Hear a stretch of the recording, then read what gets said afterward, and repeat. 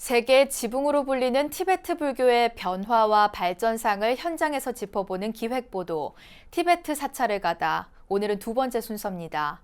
BBS 불교방송 등 한국 불교 언론사 대표단은 북경 최대 티베트 사원 용화궁을 방문하고 우리나라의 문화체육관광부에 해당하는 중국 통일전선부를 통해 중국 불교의 현황을 살펴봤습니다.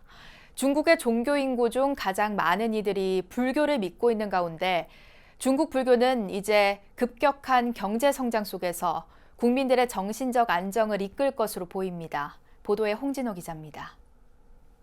지난달 27일 한국 불교 언론사 대표단은 중국 베이징의 티베트 사원 용화궁을 찾았습니다. 청나라 황제인 강희제는 1693년 넷째 아들에게 왕비를 맞을 수 있도록 별궁을 하사했고 후에 황제가 된 넷째 아들 옹정제는 소수민족 통합 등을 위해 티베트 불교를 믿었습니다. 옹정제 사후에 이 궁전은 티베트 사원이 되었으며 청나라 6대 황제이자 강희제의 손자 건륭제에 의해 확장돼 지금의 모습을 갖췄습니다.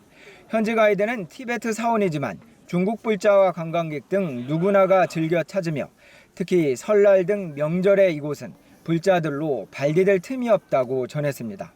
중국 정부에 따르면 현재 중국 내 종교 인구는 2억 명이며 이 가운데 절반, 즉 1억 명 이상을 불자로 추정합니다. 중국 내 제1의 종교가 사실상 불교인데다 불교에 입문하는 별도의 절차가 없음을 감안하면 그 이상의 중국인들이 불교를 믿는다고 봐도 무방해 보입니다. 这2亿的宗教信徒里边呢，最大的就是佛教徒这个群体。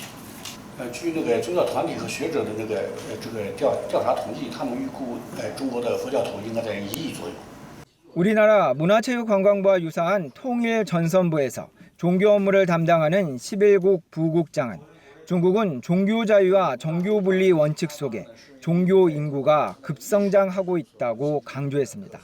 불교와 도교, 이슬람교, 개신교, 천주교가 5대 종교이며 종교 활동에 제약은 없지만 중국 사회와의 융화, 즉 정치적 단결과 신앙적 존중이 상호 공존한다고 덧붙였습니다. 이에 대해 한국불교 언론사 대표단 단장 진호 스님은 중국 경제의 급성장 등에 따른 국민들의 스트레스 감소 등에 불교가 큰 역할을 할 것이라고 조언했습니다. 경제가 발전되는 과정에서 아까 말씀드린 대로 국민들이 마음의 여유가 없을 때 이런 부처님의 가르침을 우리 중국과 한국의 불교의 가르침을 통해서 사람들의 여유와 마음의 안정을 찾아가는데 많은 도움을 줘야 한다고 생각합니다. 한국 대표단과 중국 통일전선부는 한중 정상회담으로 돈독해진 양국 관계가 이제 아시아문화진흥과 세계평화 구축으로 나아가야 한다는 점을 확인하고 공동 노력을 다짐했습니다. 중국 정부 주도로 본격화된 한중일 3국 불교의 황금유대는 이제 한중 교류 확대를 넘어 동북아 평화정착이라는 새로운 역할을 주도할 것으로 보입니다.